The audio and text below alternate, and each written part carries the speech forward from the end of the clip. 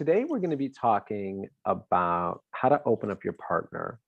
And the primary method that we're going to be discussing is listening.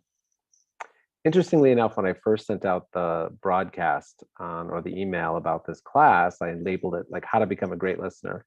And nobody showed up, okay? Because nobody wants to become a great listener, right? Everyone wants the other person to listen to them. They don't want to become a great listener themselves. It's just the way we are. Um, Josh, I hope you're noticing the beautiful guitar in the corner over there. Okay. um, yeah. So the question I like to ask my clients is, do you believe that you really know how to care? Do you think that you really know how to show compassion and empathy and sympathy and love? And do you really believe that you're capable of showing up for your partner in a way that um, is meaningful to them when they are struggling, right? As all people do. So I'm going to ask all of you, Annabelle, do you think you know how to care? Josh, Josh is running out of the room. Good. I think I'm still learning. I've gotten better. Good. And it definitely takes practice to care in the ways that's actually the other person considers caring instead of how I consider is caring. Okay, good, excellent. And Josh, would you say that on a scale of 1 to 10, where are you on the caring scale? That's hard to judge yourself accurately. Okay. I like to think that I can care, but I doubt I do it a lot. Okay, all right. Relative to what would be appreciated. Nice. Okay. All right, good. So that's what we're learning tonight. D-Mark, how about you? Do you feel like you're a good carer, or do you feel like you have some challenges in that area? Yeah, I need help in that area. Okay. Okay. And D-Mark, what's your spouse's name? Diamond. Diamond. Oh, nice. Yeah. Diamond, is she with you? Yes, you're right Oh, here. cool. Diamond, how about you? Would you feel that you're a good carer? I'd like to think that I am, but I don't know if I always care in a way that's meaningful or I guess beneficial to the other person. Good. Excellent. Okay. Yeah, that's a common challenge. And Mark, I don't want to, if you're muted yourself and that's how you want to say, that's cool, but I'm going to offer you the opportunity if you want to chime in. Yeah, sure. I would say yes. It's funny. I had a little bit of an argument with the miss this past weekend. Before I just me, oh yeah, I'm a bit of caring, and everything. And there was definitely ways I could have improved on it this past weekend. And I think like what Annabelle was saying is there's kind of caring in a general sense, but also like in sort of terms of the love languages of like how caring is particular to them, how they see care what's most important to them. Yeah, for sure. Absolutely. Yeah, it's caring is challenging for a couple of reasons. Obviously, one of the primary reasons is because it's difficult for us to know how our partners best experience compassion. I mean, I know how I experience compassion, right? How I want to be treated when I'm not feeling up to it, or I'm tense or annoyed or angry or frustrated, or I mean, I know how I want to, right? But I don't know how my partner wants to. So that's the first thing, right? There's a deeper reason why, and that's what we're going to be talking about tonight, why caring is oftentimes so difficult. Okay. And the reason why caring can oftentimes be so difficult is because when somebody I care about is in pain, then I'm in pain, right? So I find it easier to care in some ways about people who I don't know. Like if I were to see an ad for a starving child, or if I were to see like this building that collapsed in Miami, there's like untold sympathy that goes out from almost everybody, you know, when we see a tragedy like that, right? But when it's somebody I care about and I love, so when they're in pain, I react with my pain. And my reaction functions as a wall that inhibits me or makes it more challenging for me to show true empathy. And it might sound a little confusing right now, but I think if I give a couple examples, it'll become more clear. So to go back to the theoretical just for a second before we come up with some concrete examples.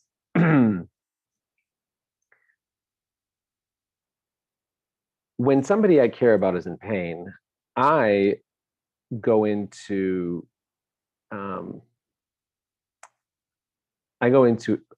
minor panic mode. These are some of the things that come through my brain. Number one, why are they hurting them? You know, what happened that is so painful to them? Number two, does this make sense that they're in so much pain? Number three, can I fix it right away? Number four, if I can't fix it, what does that say about me? Number five, how is their pain a reflection of me as a person? Right? If there's and this obviously quadruples when the reason why they're in pain is because of something that I'm responsible for. Right? Then all of a sudden that's like skyrocket in defense mode. So what ends up happening is that one of the biggest challenges I have and many people I know and clients have is that when their partner's in pain, they internalize that pain and we become defensive, or we become judgmental, or we become angry because they're in pain. And we get so consumed with our own experience of what's happening that we end up not being able to show up for our partners the way they need. And I'll give you an example. I have an article on my website that discusses this, but this happens quite frequently with husbands and wives, right? So a man comes home from work and he had a lousy day, right? He just didn't make his sales numbers, probably not going to get that bonus. The guy who was just got there 2 years ago has already got the promotion and he didn't. You know, the list, he was late and he got yelled at. You know, he had a big presentation that he wasn't prepared for, right? The list goes on and on for the reasons why a young man or a middle-aged man could be frustrated at work. And he comes home and he's exhausted and he's angry and he's got this attitude that's on his shoulders, right? And he walks in the house and a woman, of course, is like Superman with her X-ray vision, right? She has X-ray vision right to the heart. And she can see from his body language, from his aura. I can't even tell you how she knows, but somehow she can figure it out right away, no matter what kind of smile he's painted on his face, that he's pissed, right? When he walks in that way, right? So when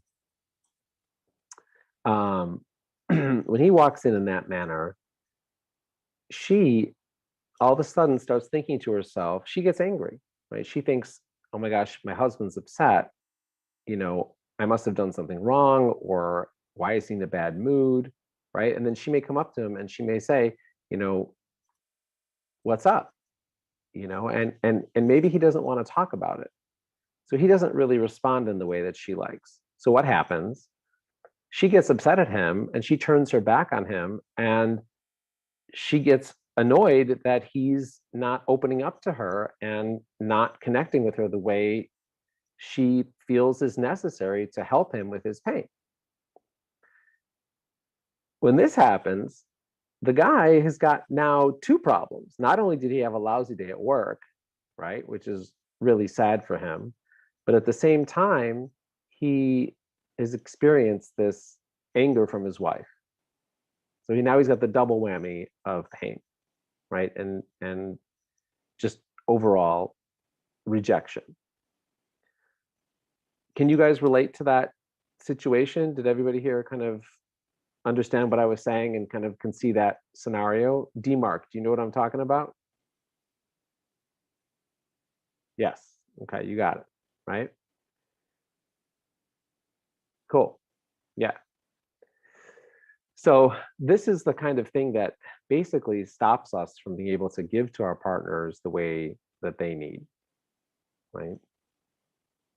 And this happens all the time. It happens with your partner, it happens with your kids, it happens with, oftentimes a child will show up. This is one of the most popular things that we talk about children in terms of negative, when the parents respond negatively to a child's emotional outburst.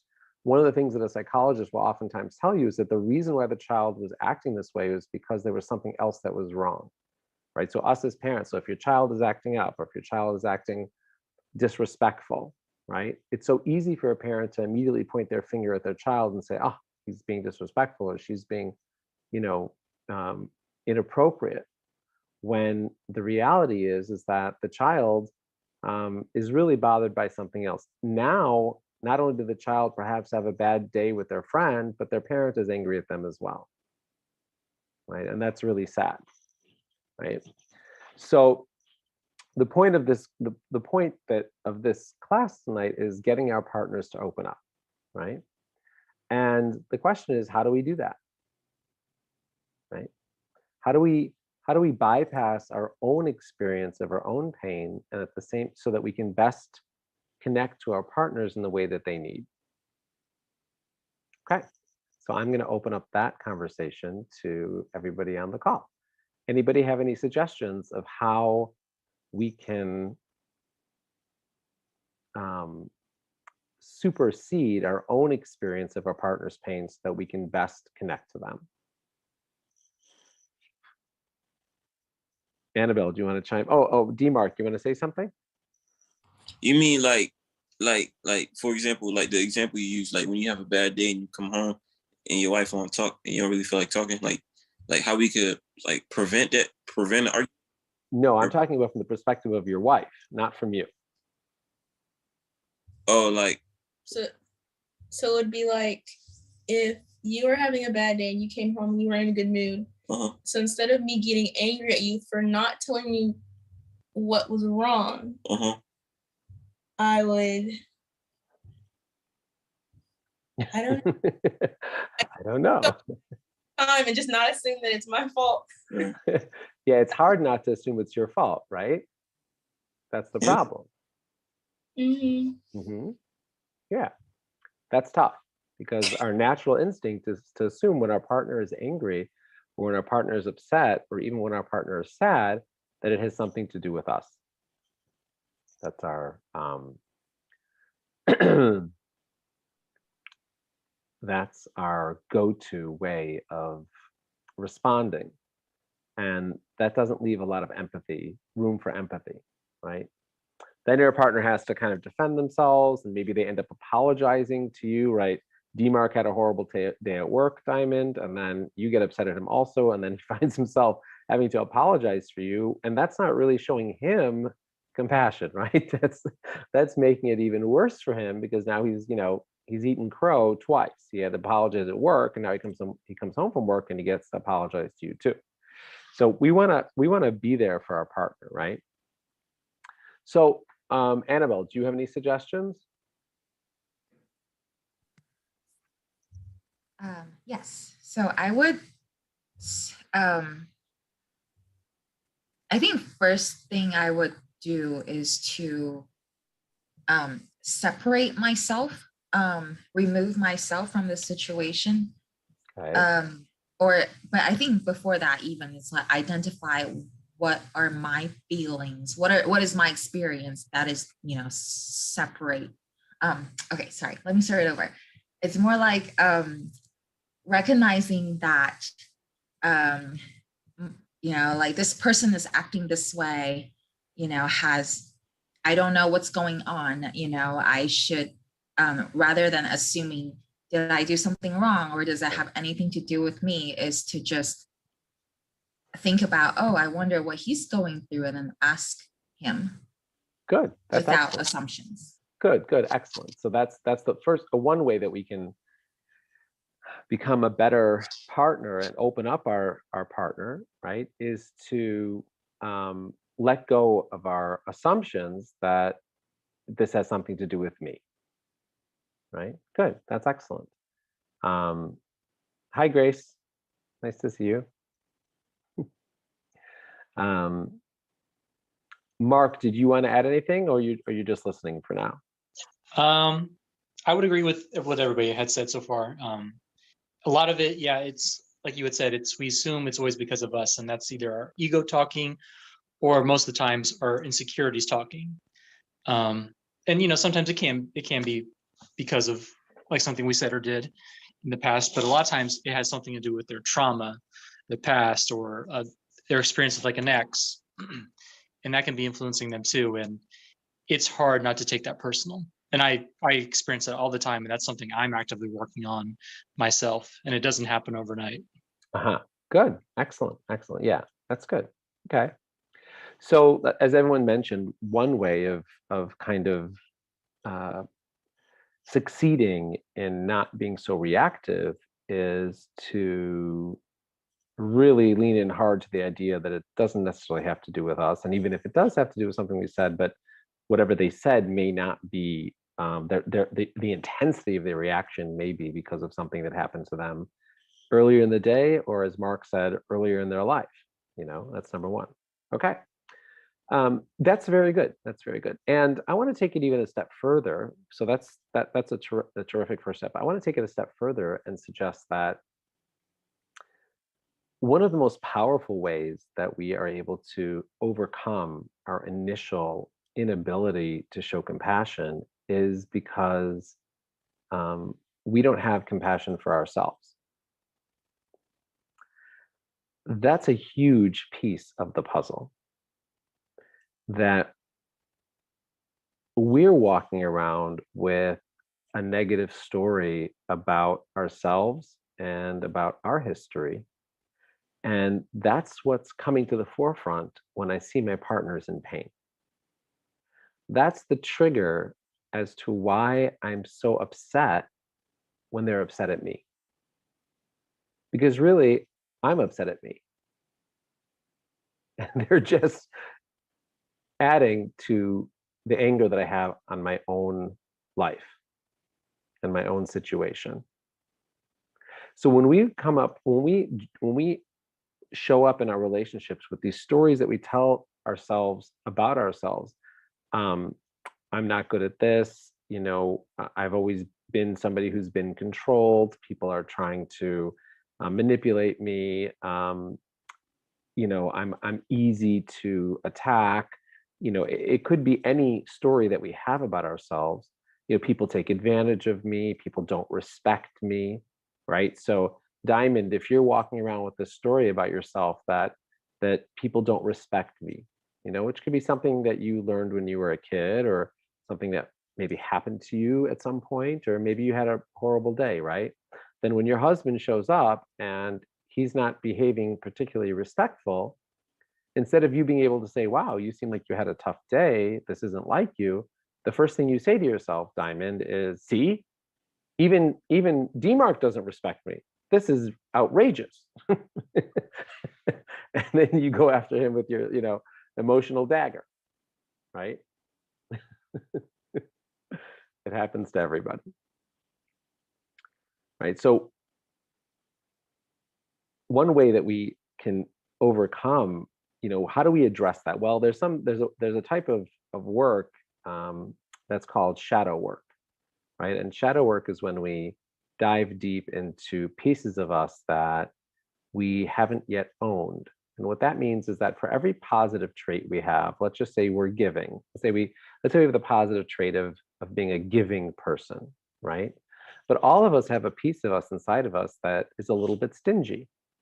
We all do, right? That's just part of human nature. Or let's just say we're very generous and we're very kind.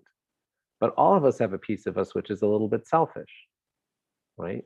And when we deny that reality about ourselves, then it sits underneath the surface and just waits to roar its ugly head. And when somebody does something to you which ignites that feeling in you, or that message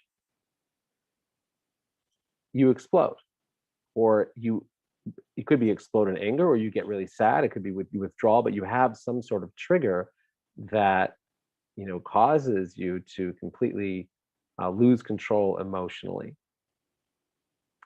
And part of one of the most successful ways that people can grow and mature and be able to function inside of a relationship is doing what's called shadow work, which is being able to humbly accept their flaws. And this is really a pair of glasses that we need to wear around everybody in our life. That everybody is human, everybody has flaws, everybody has limits, and we're all works in progress. And when we have the ability to look at ourselves and feel comfortable with the fact that we're not perfect and we have a long way to go to get there, then we can show compassion for other people too. Not just because we say, I'm not perfect and you're not perfect, but your imperfections and the way you show up imperfectly doesn't cause me to go into my tailspin of how I'm not perfect too. I hope that made sense. Your imperfections and the way you show up imperfectly, the way DMARC shows up imperfectly when he comes home from a really hard day at work, and DMARC, forgive me for using you as the example, I'll use Josh.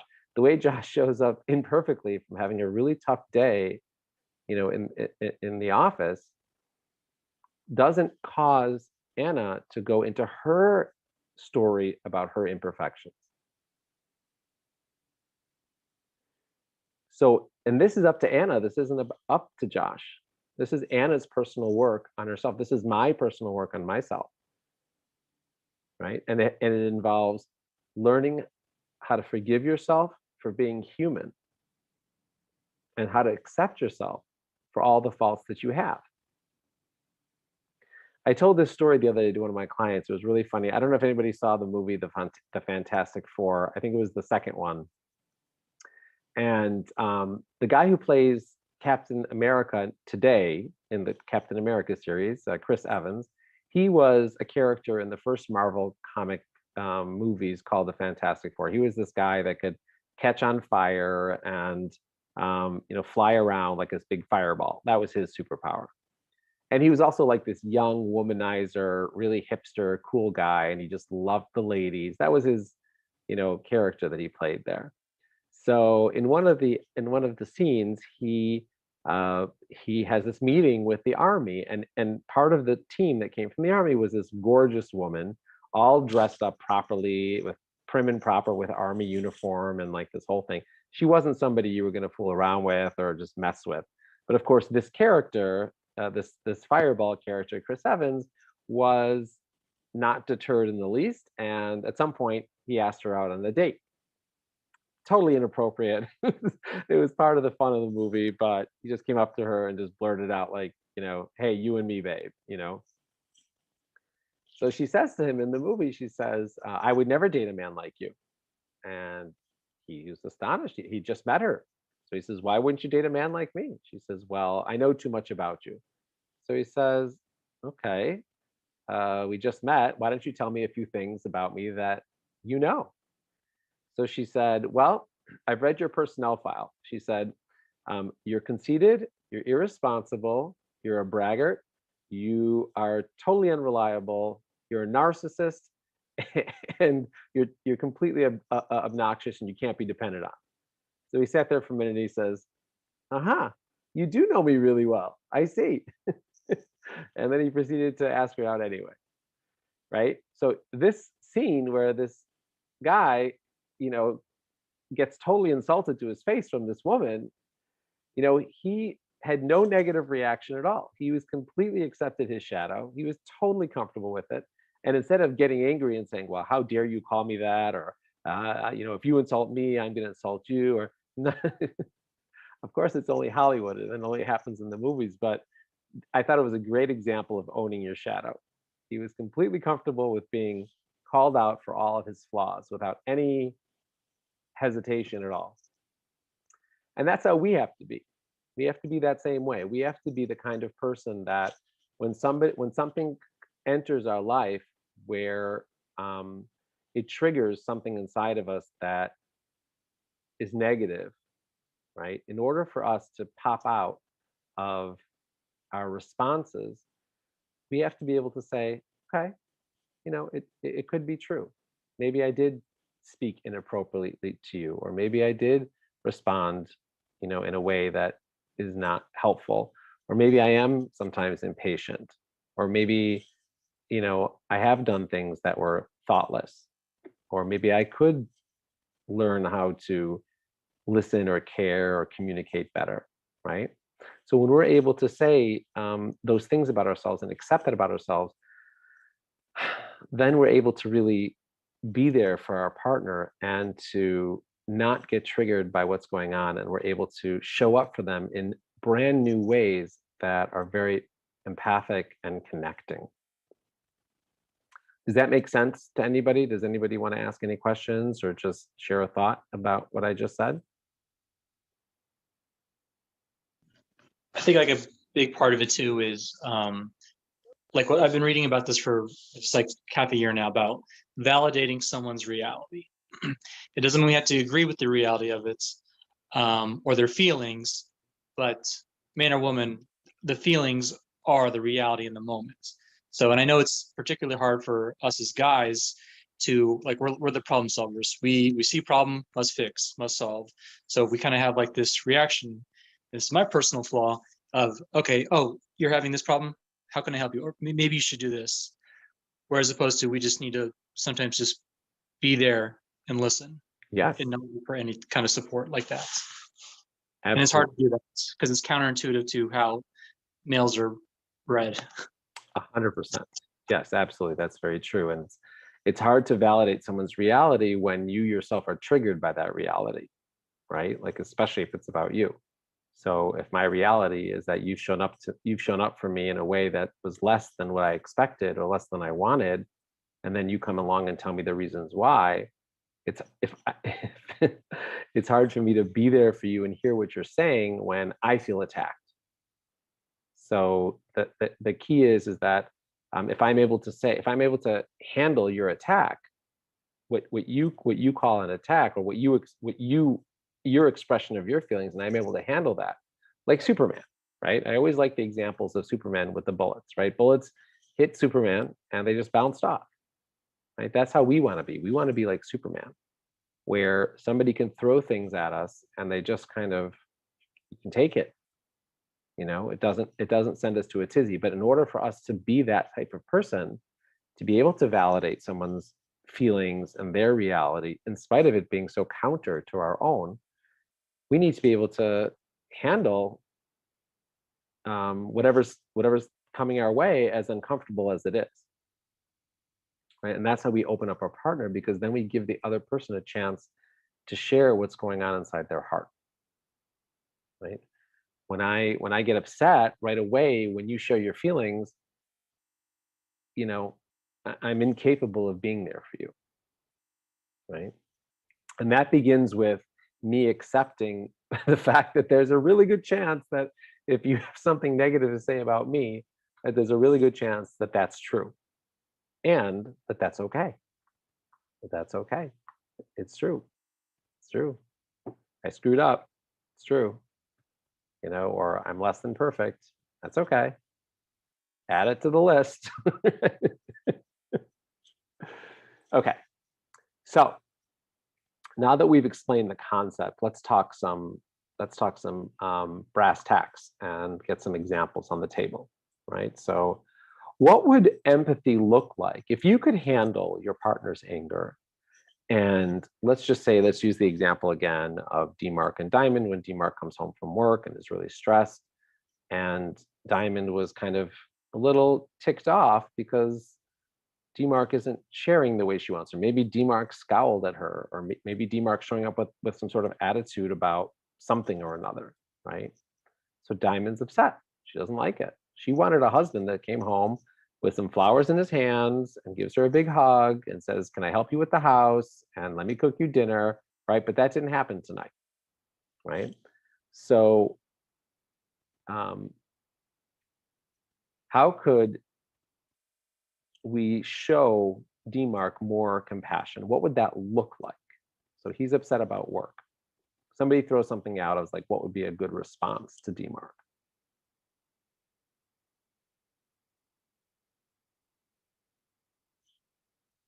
No takers? Okay. Go for it. So you're asking how I would handle DMARC being angry where I would in his lady's shoes. Yes, yeah, like what? Okay, so having been there myself, where I'm angry, I would just probably be like, hey, you look like you're upset. Maybe something happened at work. If you need some space, maybe you need some space. I'm here if you need to let off some steam or rant or tell me about it. Good. And then I would probably just let them have room to relax. Excellent. Yeah, that would come from a place where DMARC's anger isn't triggering anything in you, right? It's not getting you, Josh, like all frustrated and flustered, and you're like, hey, DMARC's just like me. He had a bad day. Maybe something's wrong, and something hurts him just like things hurt me, and you want to give him some space. Good. Okay. Grace, did you want to chime in, or how are you feeling? Hello. Hi. I'm just listening. Okay. I just finished work and I got late, so I didn't want to interrupt, but I thought I'd try to catch up where you are. Okay. So yeah, if that's okay. Yeah, sure. No problem. Cool. Well, welcome and thanks for coming. Let's see. I had something. Oh, good. Yes, let me hear. It might be kind of slightly off tangent, but I think like in Diamond's case, or when someone's coming home late or things, a lot of it's because it's our expectations, which are kind of bred from assumptions and sort of the mind reading aspect, to where we think, oh, I can't wait for, we may not think about it too much, but there's that little thing in the back of our head says, oh, I can't wait to see so-and-so when they come home, kiss them and stuff. And when they don't do that, that's an expectation, an assumption that was broken. So I think what a lot of times it has to do with is being very precise and concise with your needs, expectations, and wants, and checking in on someone. Because, there's times where I'll want to go in for a kiss or hug with my girlfriend and she's not in the mood. And, initially when this first happens, I'm kind of like taken aback, like, whoa, what did I do? What's wrong? What did I do? And again, it goes back to what we were saying before, not taking it personal. Sometimes it can be, but sometimes it's not. And it's just about making sure trying our best to get rid of our assumptions and saying precisely what we want or what we're looking to have. And if someone rejects that's okay. For sure. Yeah. I mean, and as you progress in your relationship, you'll experience that more and more. and part of the growing process for all of us, right, who are involved in relationships, is coming to terms with the distance between what I want and what my partner is willing to give. Right? There's a distance there. There'll always be a distance. Your partner will never satisfy you. They'll satisfy a lot, but they will never satisfy you. It's impossible, because we're two different bodies, and bodies have limits.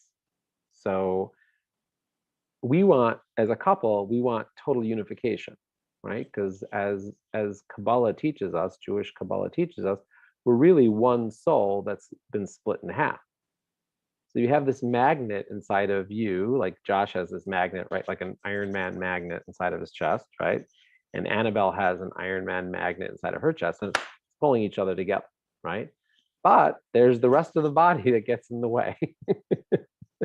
There's Annabelle's upbringing and her culture and her personality and her fears and her limitations and her dreams, right? And then there's that exact same thing on Josh's side. And those two things are different. So there's always going to be that distance. And part of maturing in a relationship is the acceptance of that distance and the learning to love each other in spite of that distance. So when we first get into a relationship, we think that it's like you're like as close as can be. It's like this lovely honeymoon that's just, I don't see anything wrong in my partner, right? But over time, what happens is that we start noticing life has its way, right? God gave us 120 years in this world, and eventually, it might not be the first year or the second year, something's going to happen where the difference between the husband and wife is going to rear its head. And that's going to be a challenge. And so I like what you said, Mark, in terms of your expectations. You know, we do need, part of growing up in relationships is to check those expectations and to learn how to deal with them. I have some articles on my website called how to handle disappointment in your relationship. And I've got a couple of them on there because it is such an important topic. You know, does that make sense to everybody? Yeah, good, good. Oh, hey, Grace. Yeah, so that's like a biggie. But back to what we were saying before, I liked Josh's example. That was good. Certainly checking your expectations is good. I'm going to read some of them from the article that I wrote about it, how to show your care, right? And some things you can say is, if you see that your partner is sad, you could say, I'm so sorry that you're sad. I want to be here for you. Let me hug you. Right? That would be a really great thing for a husband who came home from work and is all angry, for his wife just to look at him and say, wow, I can see that you're sad from something. I want to be here for you. Let me hug you. Right? Or for women, oftentimes they want something else. So if a woman had a bad experience, whatever it was, whether she was rejected by a friend, or she had a failure in business, or she had a really tough day with the kids, or she heard some bad news about her parents or something like that, a husband could say, I can sense your anxiety. I wish I could take it away. Share everything with me. Just tell me everything that happened. Right? And that's really what she needs. Right? She doesn't need oftentimes women, when they're anxious and nervous, they don't want to be hugged. That's not how they that's not how they let go of their tension. For men, it's like exactly what we want most of the time, but for many women, they want to talk, they want to vent. And for a man, for him to be a vessel for that, for him to be able to hear everything, even if it's about him, which is like Superman level. Can you imagine? Your wife's pissed off at you. You did something that really pissed her off. You think you're perfectly fine. And you say to her, tell me everything. Share with me all your feelings. Let it all out. Let's go. Boom. That's a man. Right? That's a strong person. But you need a lot of personal work to do that. It's not going to happen just because you say it, because if you don't do the personal work, she's going to say something to you and you're going to feel like she chopped you down at the knees, and you're going to respond back viciously. That's not what she needs. Right? Okay. I feel that something is wrong. I love you deeply. And if you need anything from me right now, please let me know. I'm here. Right? These are ways that you can express yourself to your spouse that are empathic.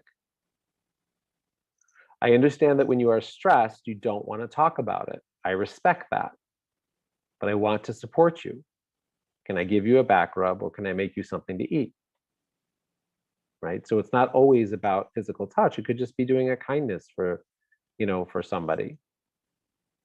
So you can ask for physical touch. You can ask for, or you can offer physical touch. You can offer just talking, if that's what your spouse needs to do. You can offer an act of kindness, food, that's always what gets many men love that. Here's one that's very powerful. There's nothing that you are feeling that can push me away. I love you, and I will be here for you when you need me. Right? really strong. Your spouse is angry at you and they're stonewalling, right? They don't want to talk about it. Can you imagine if you texted that to your spouse? Just said, listen, I don't care what it is. I'm not going anywhere. I'm here for you. Whenever you're ready, you know. There's so many ways to respond to stonewalling, and many of which are very defensive. And that's fair. You know, stonewalling is a cheap shot, cheap trick. You know, so sometimes being defensive is appropriate. But assuming that your partner's not doing it to undermine your relationship, they're just doing it because they can't connect with you right now. They're so angry. Wouldn't that be beautiful to let them know that, you know, I don't care how long you stay in your bedroom for with the door closed, I'm going to be standing right outside waiting for you to come out.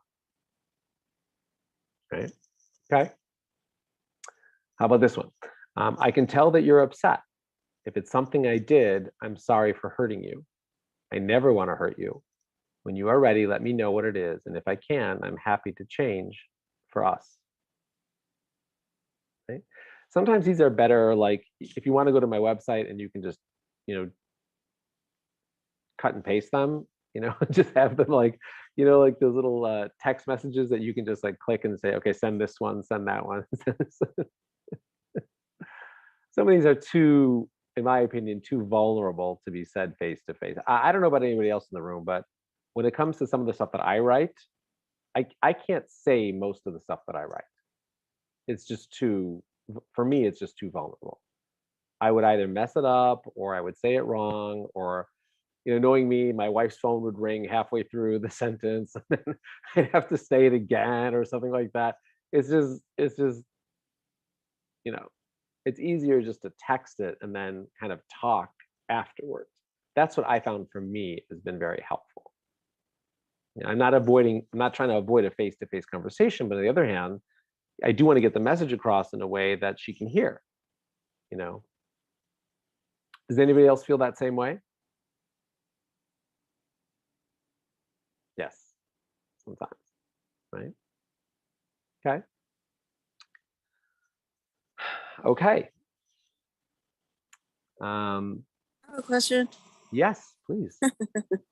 So I know some of these scripts are really good, but if you're not used to hearing it, or if the other person is not used to saying it, does that come off not really genuine? I mean, I think you want to mean it, and you do, but you don't normally speak like that, you know? Right. So I'm just always wondering how, I mean, I think, for example, a lot of the gratitude experiences that we did was very good, but I always wondered whether that was not really me. Uh-huh. 'Cause I don't normally naturally speak like that, right? Most people don't. Right? Of Right? course. So I mean, as great as these texts are, I just wonder if they're a little too perfect. That's Could it be? yes, 100%, 100%. And I've had mixed responses with regards to that. So some people like to take them and modify them. Some people just like to take them and take a look at the format and the way I structure it. You know, sometimes it just gets your mind thinking about how you can take an example in your life and use it. Mm. On the same hand, on the other hand, actually, I've had people, especially on Twitter, that, you know, I always put out these challenges. Try this instead, and text your wife and DM me and let me know what happens, right? And you'd be surprised at what shows up in my DMs. You know, they show me exactly, they literally cut and paste the text and they sent it to their partner, whether it's their wife or their girlfriend or their husband, whatever it is.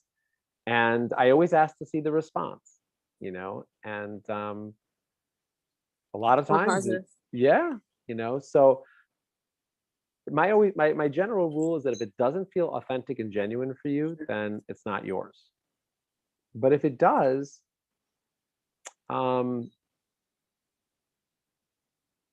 if it does, it's like, we get help in all areas of our life. I mean, you know, if you ever try golfing, right? You're going to hire somebody to help you swing the golf club.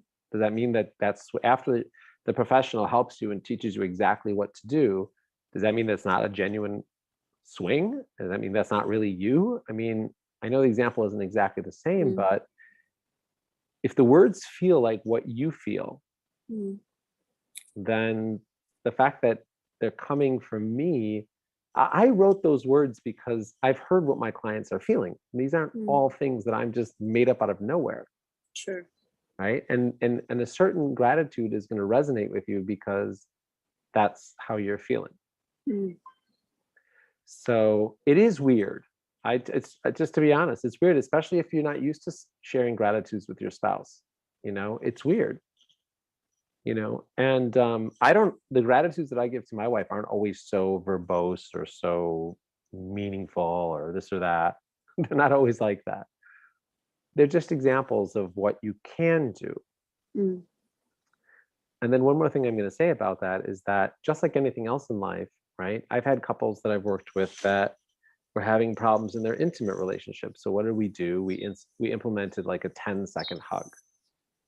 Right? It's a simple technique. It's a 10-second hug. 10 seconds. 10 seconds. Yeah. And it's uncomfortable at first. Right? It can be like, okay, after 3 seconds, you're like ready to break away, right? What's with this 10 seconds? I mean, 10 seconds is a long time when you're hugging somebody, right? And then that kind of like breaks the ice a little bit of the coldness of whatever intimacy problems they were having. So we all need to, you know, grow, myself included, in our ability to connect with our partners. And sometimes things that people ask of you or that people need are going to be uncomfortable. Mm. It's like just the way it is. But don't do, if it's not authentic, then don't do it. Yes, Annabelle. Sure. I just like to chime in on what Grace had shared about whether, you know, if you don't normally talk like this, like lovey-dovey, you know, it can feel very awkward.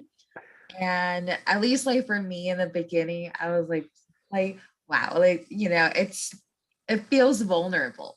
But at the same time, I asked myself, like, you know, do I really appreciate all these things that Josh does? You know, whether for me or for him.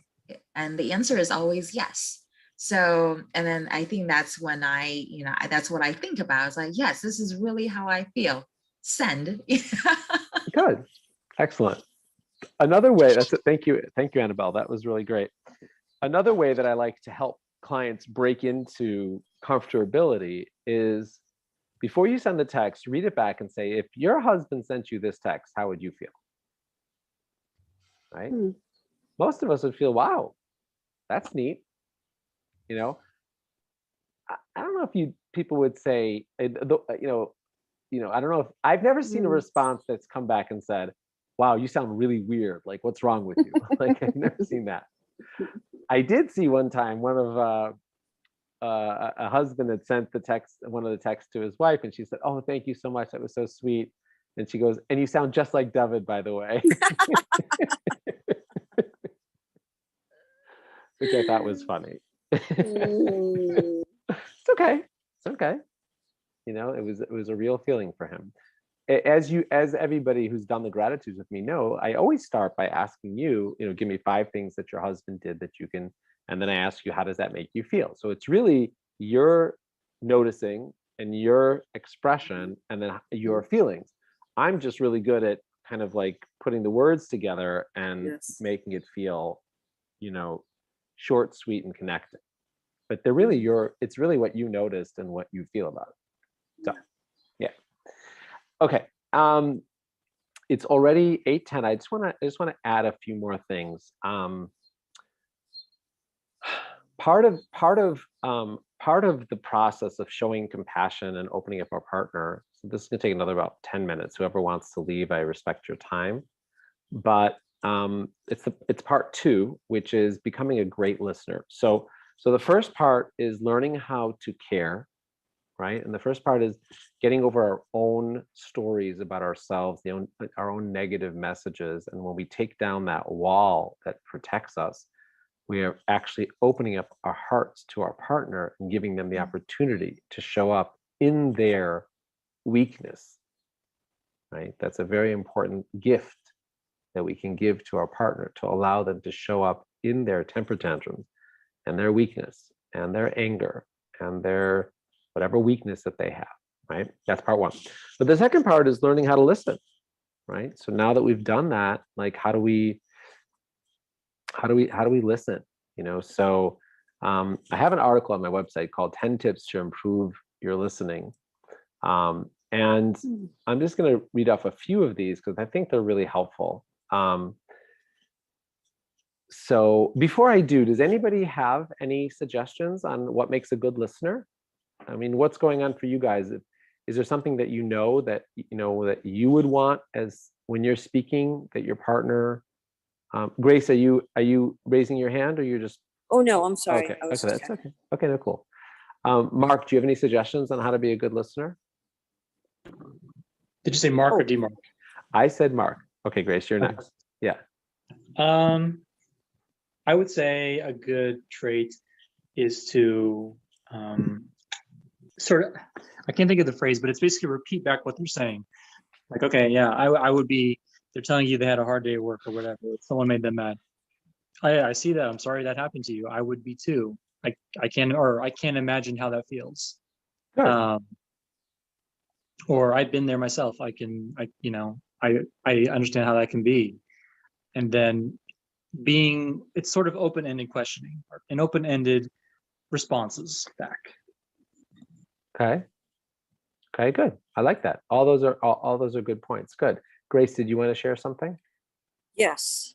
And I'm so bad with this. My girls tell me all the time. First, I need to make eye contact. Good. Excellent. As a mom, I'm constantly running around doing gazillions of things and then thinking that I'm listening, but really I'm not. And my girls really pick up on that. Yes. So I really need to drop everything, face them, and say, I'm listening, or I'm here for you. Good. And that gives them a sense that, yes, I am giving them 100% attention. And so even though there may be gazillion things going on in my mind, at least I stop all of that for me even. Yeah. And I get myself ready. I'm not just showing them that I'm willing to listen. I physically have to get ready myself to hear. So Good. that's what I do first. Awesome. That's a great suggestion. That's a great Yeah. point. That's one of them on my list, which is to make eye contact. So good. Good for you. I would also add, phone away in any situation. Let's see, is that on my list? Yeah, put down your phone, definitely. That's on my list too, yeah, for sure. That's my first one. Give 100% your full attention. That's a good one. No phones, magazines, books, or side activities allowed. Good. Okay, D-Mark, did you want to share what you think makes a good listener? I think letting the other person complete their thoughts. Like if they got a thought that they got going on, even if they pause for a second, and just keep your mouth shut for a little bit longer. Going after. It's sometimes I don't know, it's my wife does that. She'll be saying something and I want to chime in, but I just shut up. And then she keeps going. So it's that's one thing, learning how to keep your mouth shut for a little bit longer. Awesome. That's a really good one. I don't have that on my list, and I'm going to do that. That's probably because I'm not very good at it. That's why it's not on my list. So thank you. Annabelle or Josh, did you want to share something?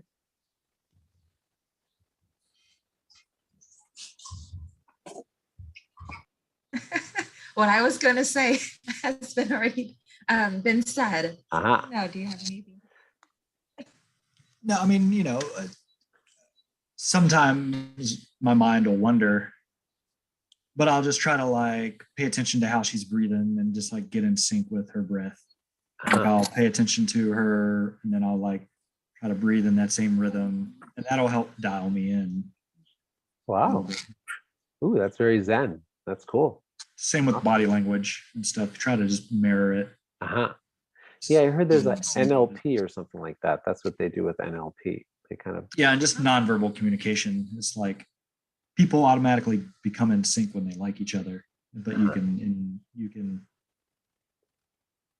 can do that and then sync yourself up with somebody. cool. I've found, if I'm out of sync. Okay, awesome. Good. Well, I can't wait to see your Taiwanese cooking. That'll be really interesting when you're in sync with Annabelle and you're copying her. Okay. Yes. So I have most of these you guys have hit on. So I have give 100% of your full attention, making eye contact. So Grace said that, and Mark said that. And I have actually really pay attention to both the words and the body language. That's good.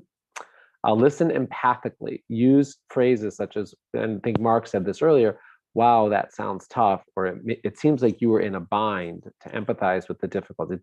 Those small phrases are very important, right? Because Grace, especially for what you're saying, if your girls are questioning you whether or not you're really being present or not, when you respond with those two little phrases, wow, that sounds really tough, or it seems like you were in a bind, or wow, I can't believe you handled it so well, or how did you respond, or things like that, really lets your partner know that you're there, you're in the conversation, right?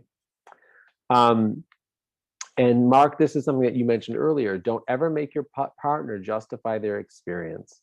Okay, so this is a big general principle I have in what I talk about marriage concepts in general, is that in marriage, there's no right or wrong. I don't know, I've never heard anybody else say that, so I feel like I'm kind of going out on a limb, but there's no right or wrong. It's just everyone has their own experience. So when we go to work and you're supposed to, you're supposed to have installed, 3 computers today and you only did 2, so there's a right and wrong, right? But at home, right, if somebody doesn't show up the way that you want, it's not right or wrong, it's just their experience. Now, it doesn't mean you can't have something to say about their experience, because if it affects you, then you can share how it affected you. But we do that, as everybody knows who's been in the communication class, we do that with no judgment, right? That's very important. Marriage is a place where it's a no judgment zone, right? We leave right and wrong at the door, unless you want to fight. Saying right and wrong statements, I can't believe you did that, or who does that, or that's totally wrong. People, that's just unacceptable. Like, those phrases are going to get you in hot water in marriage, right? So you can say, that thing that you did was very painful to me, or that thing that you did shocked me, or the thing that you did caused me, was very disturbing to, this or that, or you can say things like that gently, but we don't judge. We don't bring outside judgment to another person's reality. Okay. And as D. Mark said earlier, don't be thinking of what to say as soon as they're finished. Just like if you need to give advice or fix a situation, give them some more time to finish what they're trying to say before you jump in. Have patience. Is there anything else you want to share? Right? That's a good one. Right? Is there anything else you want to share? That's a good one.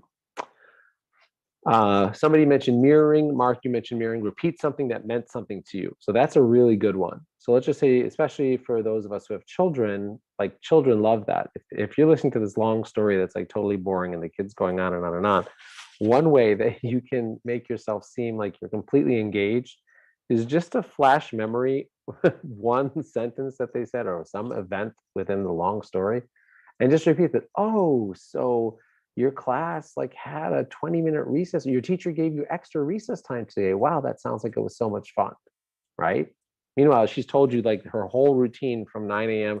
to 5, and you're, want to fall off a bridge.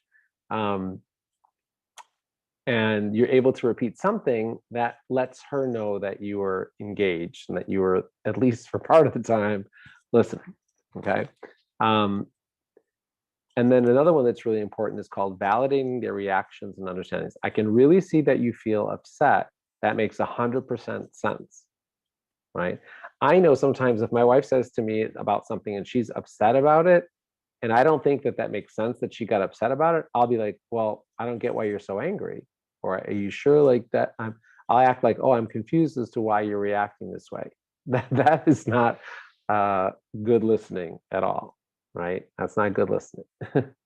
You want to say things like, I can really understand why you're upset. That makes 100% sense, right? Then that person is able to, because what is listening after all? It's not, all you're doing is, why do we need people to listen to us? Why can't I just say the exact same thing to a wall? What's the difference? I can talk to somebody and I can talk to a wall. As long as I'm talking, why does the fact that my words is going to somebody else's ear feel so good to me? Right? And the reason why is because you're not really looking for somebody to hear you, you're looking for somebody to understand you. And a wall can't hear you. A wall can't understand you. You can put it into a tape and play it back, so that can hear you, but a tape recorder can't understand you. So that's what we're looking for. We're all looking for understanding. So if you know that your partner's sharing something with you, being present enough to respond, in a way that shows that you get them. That's the point of this whole thing. You're paying attention and you're responding in a way that shows that you get them. That is so cathartic. There's an entire school of therapy that is built on nothing more. Carl Rogers invented this entire method of therapy. Forget Freud and psychoanalysis, forget all these other, Adler and his theories, and forget, narrative therapy. This one guy who's like the backbone of psychology, his entire premise is that when somebody, that the most powerful means, the most powerful catharsis that a person can experience is being heard and being understood. That was it. And he was one of the most well-known and influential therapists of the last 100 years, Carl Rogers. It was like the backbone of modern day psychoanalysis or psychotherapy. So obviously we're not all Carl Rogers. If you ever wanted to watch videos of him, he's a master. It's like unbelievable what he's able to do just by basically not saying anything, which just doesn't seem like it'd be that difficult, but it really is something special. But we can pretend that we are like him by just using some of these basic techniques. The reason why you're listening is so that your partner can feel understood, and that's a gift. And then the last, Josh, did you want to say something? You're just adjusting your phone.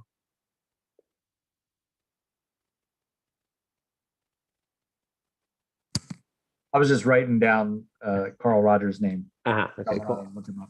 Cool, yeah. The last one is if it's about you, right? So if the listening involves listening something about you, take a few deep breaths, right? It's never pleasant. Don't feel like you must respond. That's a big one.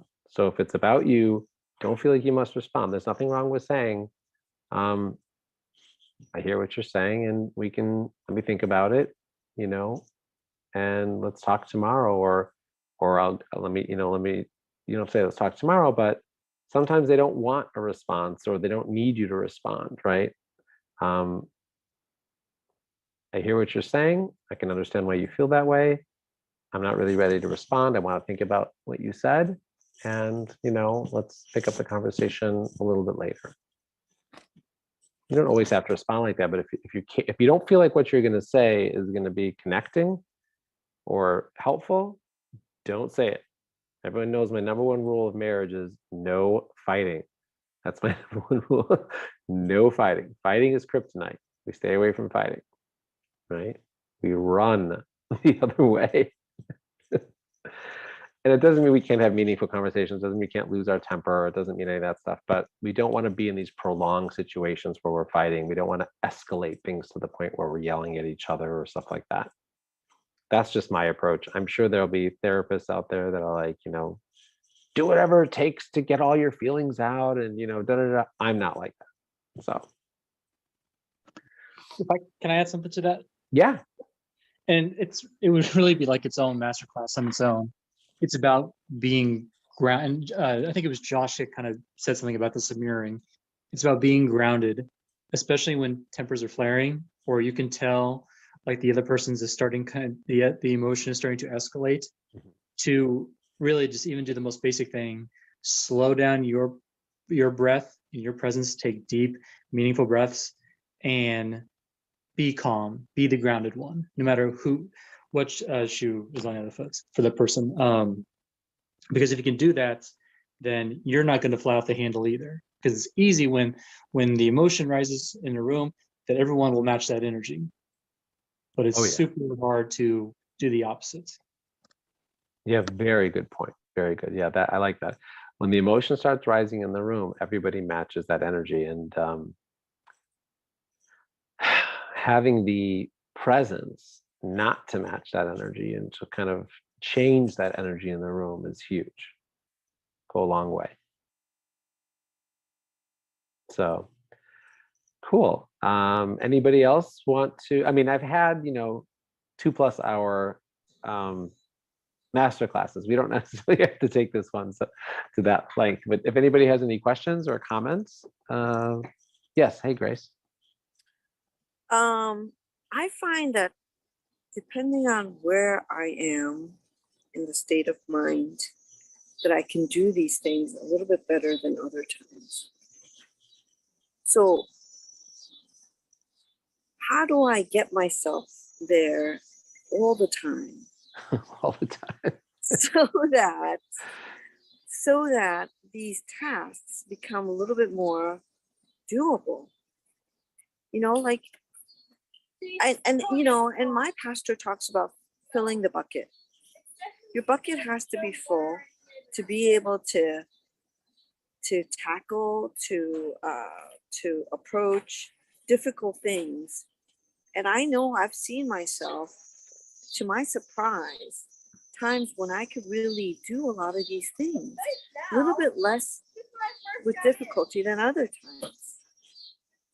Of course. So, I mean, aside from your basic physiologic, sleep, food, all that, how do I feed myself spiritually, mentally, emotionally, so that I could tackle these sometimes difficult, Sure, absolutely. Because I feel like a part of it is where I am. And when I'm in a good place, then I feel like I can do this better, more effectively. Yeah, of course. All those things that you mentioned are very important. Let me ask you a different question. Let's take this away from relationships, and let's throw it out to a different arena altogether. So imagine a musician on stage, right? Mm-hmm. The pressure is on, right? There's 1,000 to 10,000 people staring at them, right? Mm-hmm. There's all the thoughts in their head that this is the night that's going to make their career, right? And the lights are blaring, and it's like it's put up or shut up time, right? Mm-hmm. You can imagine that there's a lot of anxiety and tension going through that person's body and their mind, right? Mm-hmm. Yeah, totally, right? So let me ask you, if that's the case, so name me 2 or 3 things that are going to help them perform better. Sleep. Okay, sleep, good. I mean, besides the physical? Well, no, the whole thing, just whatever comes to mind in Okay. terms of, you're trying to work with somebody who's going to give a concert and such a type, and you're trying to explain to them, hey, this is what it's going to be like for you during that time. And they're sitting there with other musicians that said, yes, this is exactly what it's like. It's really tension. What advice would you give that musician? Well, so as a musician at its, they're performing the moment of their life, I would say you've been practicing a long time. treat this as a practice, Good. you know, keep calm. Mhm. You're ready. You've Good. been ready. This Good. is the moment for you to shine. Hmm. I would encourage them. Good. Good. You have lots of encouragement. And so that helps them get in the zone, right? So if they have positive encouragement and you show them confidence, right? So Mhm. that's a big part of the work that we do with ourselves as well. So one of the things that we had talked, or that I had mentioned privately to somebody, is that, you know, when we look at these interactions that we have, right, as when we vilify our partner, right, when we say that that partner's like this big bad man, or this person who's angry at me is like this horrible person, or we get that's going to pull us away from our ability to show up properly when the pressure's on. So the first thing we want to say is we want to relax our body, right? We also want to stay away from fright and flight, right? We don't want to say this is the end of my relationship, right? So we have to give ourselves some messages. My partner still loves me. I'm still a good person. This goes back to the first half of our conversation that we had. You missed some of it, but you know, when we kind of get rid of some of the negative messages that are affecting us personally and cause us to respond in a way of anxiety, fear, you know, and anger and reactive mode, right? So that's the first thing. We need to focus on the fact that we're human, we make mistakes. This is just my partner getting upset.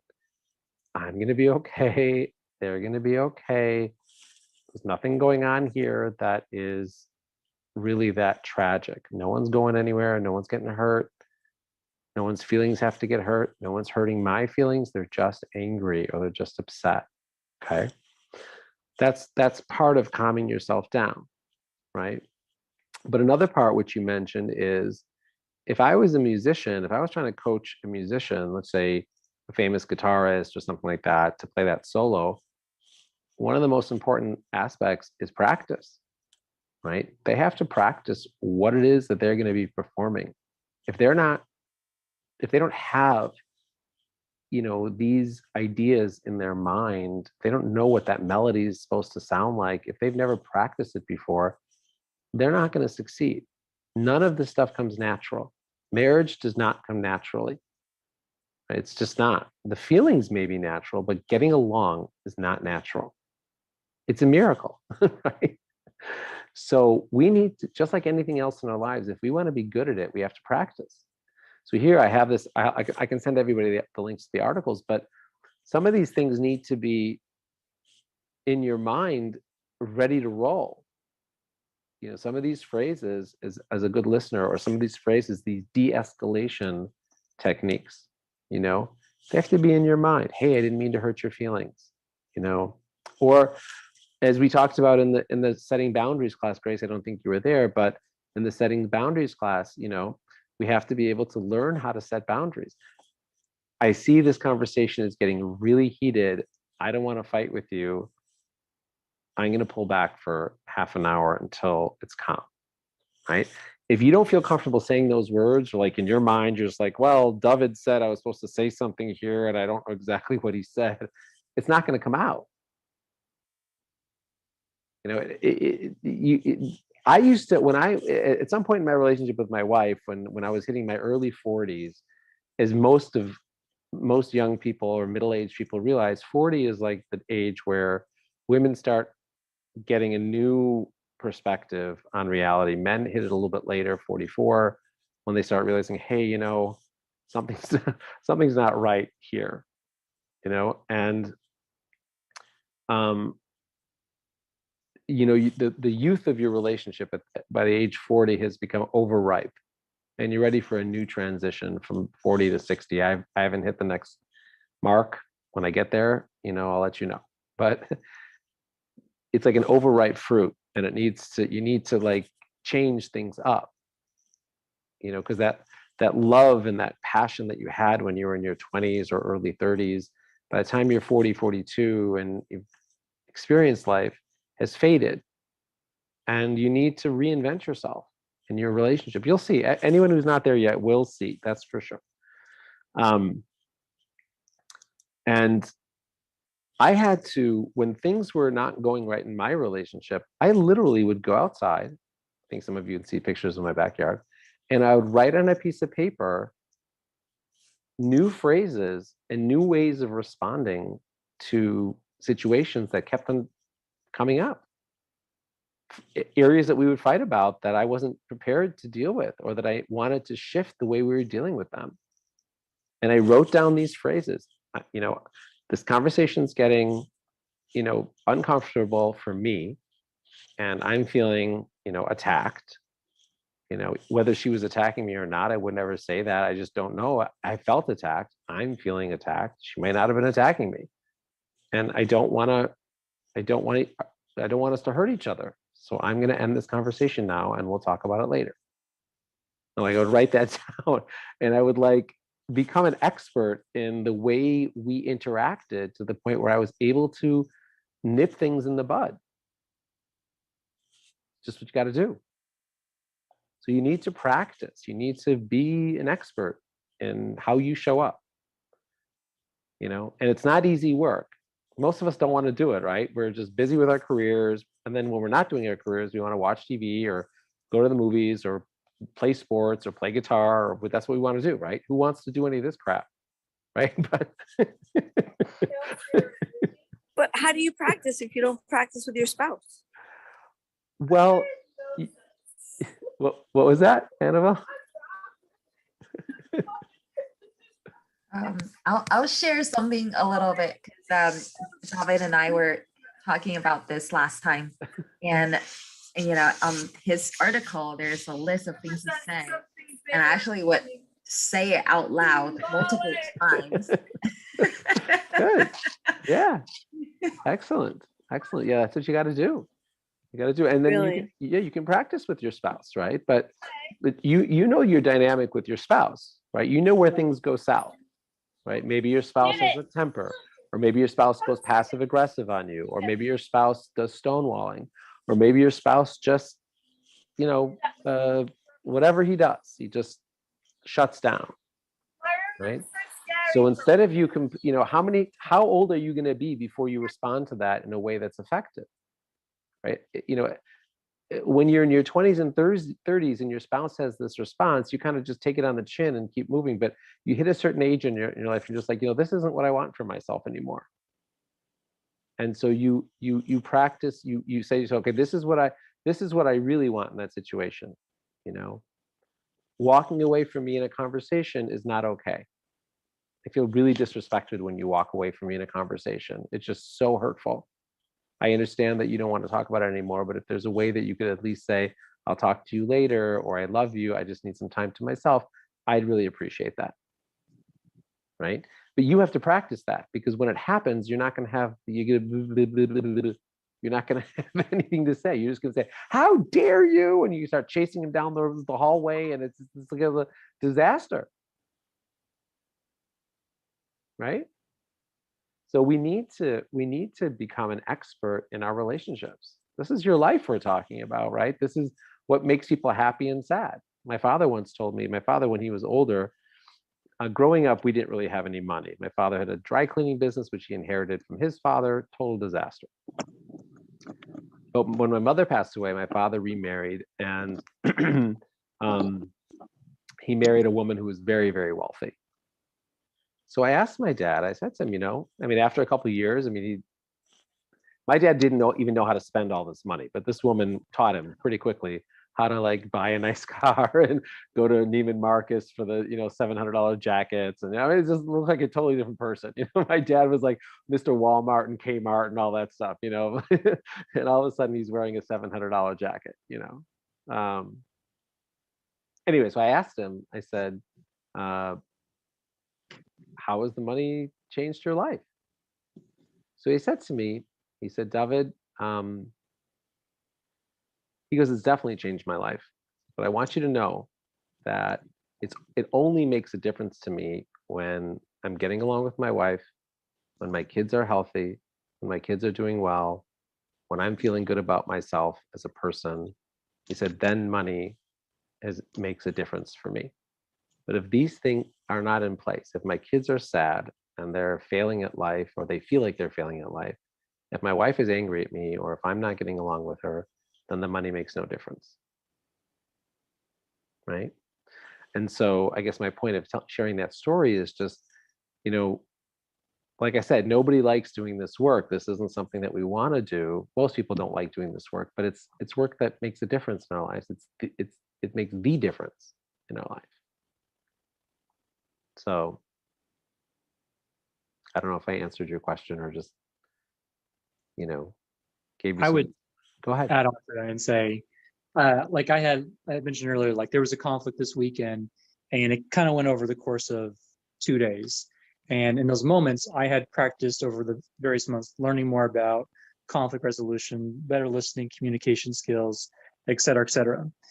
And in the moment, you know, that's kind of, it can be trial by fire. And, you know, not every, we can practice in our head how, okay, if there's this conflict with my spouse, whoever, it's going to be this way. Well, it's usually not going to be that way because we don't know what the predicament's going to be. And I did, like in my case, I did well on some things that I had practiced and learned about. And then I did very poorly in some other things. Okay. Those were my blind spots. And those, now I can go forward, and we were able to repair afterwards, a day later, when kind of emotions had calmed down a little bit. And I can say now, okay, now next time I'm going to work on this. I'm going to be more present in this. And if this happens, I can try to do this. Because you're never going to get it perfect the first time. It just practice, practice, practice. Yeah, that's great. That's, and you know what, Josh, now that you're mentioning it, I mean, this may be a more masculine approach to this whole thing, you know, so for the women in the room, I'm not trying to make you feel uncomfortable, but I really respect that story, you know, the memory that you just shared with us, or that experience that you just shared with us. And I do use it as encouragement. And maybe it's unfair for me to ask women to have that same kind of presence when their emotions may be much stronger at that moment than maybe a man's emotions. And that may be true. So I may have to revise certain things, but I still believe that having a repertoire of being able to communicate, having a method or a repertoire of phrases that you're comfortable saying, will make a difference. You know, does that sound reasonable? Good. I mean, women, you know, they also musicians, right? They have to practice too, and the more they practice, the better they get. You know, I know, Grace, you're a doctor. Obviously, you don't perform surgery today like you did 10 years ago or 15 years ago, right? I mean, you're an expert now. You know, and it's the same thing with this kind of stuff. So, you know, come up with your own. You can use my phrases. You can come up with your own, and you can ask me for help too. You know, you always call me and say, this is what happened. What should I say? Or this type of thing happens often, or this is my typical response when these things happen. How best should I handle that? I think somebody asked me today, like they were saying, they asked me a question like, I'm trying to get my husband to do X, Y, and Z, or I want to share with him about something. How would I say that? So we sat down together and I wrote out this little text, this little, you know, and again, it wasn't just my words, it was really what she wanted to say. And hopefully that, you know, hopefully that did the trick, you know. Anyway. Well, I always enjoy chatting with everybody, and I appreciate everyone showing up. And if you have any more questions, just of course you can reach out to me. You can WhatsApp me. Just for the sake of the video, I'm going to say that I can be found at davidfeldman.com. Everybody knows that, or on Twitter at David Feldman, family and marriage therapist, and I work with people who want to be married and want to stay married. That's my niche.